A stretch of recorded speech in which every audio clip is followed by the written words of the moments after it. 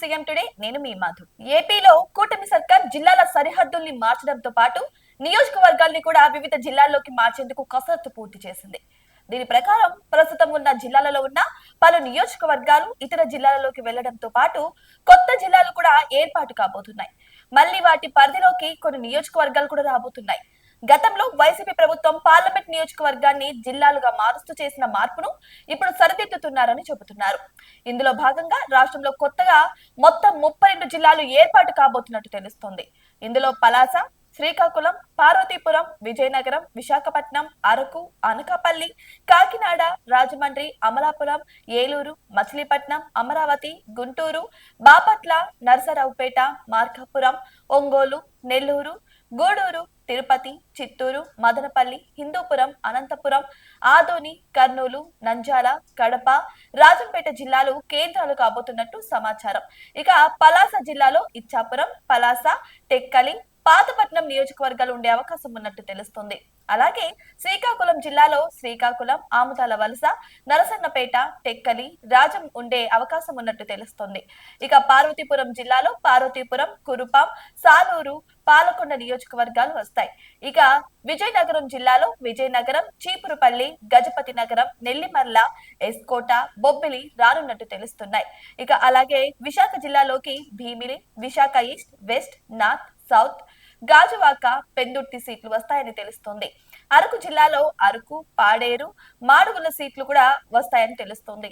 ఇక అనకాపల్లిలోకి అనకాపల్లి, చౌడవరం, నర్సీపట్నం, యలమంచిలి, పాయకరావుపేట, తుని వస్తాయి. అలాగే కాకినాడ జిల్లాలోకి ప్రతిపాడు, పిఠాపురం, జగ్గంపేట, పెద్దాపురం, కాకినాడ సిటీ రూరల్, ఇక రామచంద్రాపురం వస్తున్నట్టు తెలుస్తుంది. ఇక రాజమండ్రి కేంద్రంగా ఉండే జిల్లాల్లోకి అనపర్తి, రాజనగరం, రంపచోడవరం, రాజమండ్రి సిటీ రూరల్, ఇక కొవ్వూరు, నిడదవోలు రానున్నట్టు తెలుస్తుంది. అమలాపురం జిల్లాలోకి రాజోలు, అమలాపురం, ముమ్మడివరం, పి గన్నవరం, మండపేట, కొత్తపేట రానున్నాయి.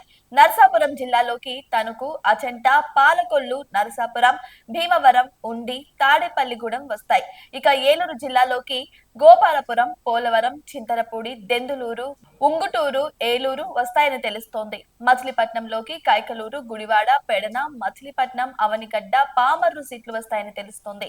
ఇక విజయవాడ జిల్లాలోకి Tiruvuru, Nuzvid, Gannavaram, Perumaluru, Vijayawada east, Vijayawada west, Vijayawada central, Mylavaram రానున్నాయి. అలాగే అమరావతి జిల్లా పరిధిలోకి పెదకూరపాడు, తాడికొండ, మంగళగిరి, జగ్గయ్యపేట, నందిగామ రానున్నాయి.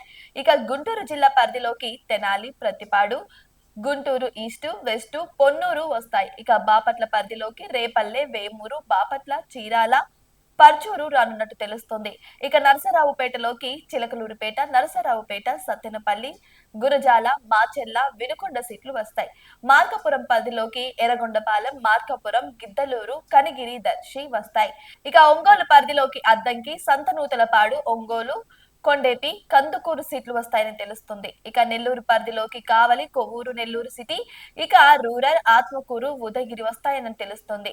ఇక గూడూరు జిల్లా పరిధిలోకి సర్వేపల్లి, వెంకటగిరి, గూడూరు, సూళ్లూరుపేట సీట్లు వస్తాయి. ఇక తిరుపతి జిల్లా పరిధిలోకి శ్రీకాళహస్తి, సత్యవేడు, నగరి, తిరుపతి, చంద్రగిరి వస్తాయి.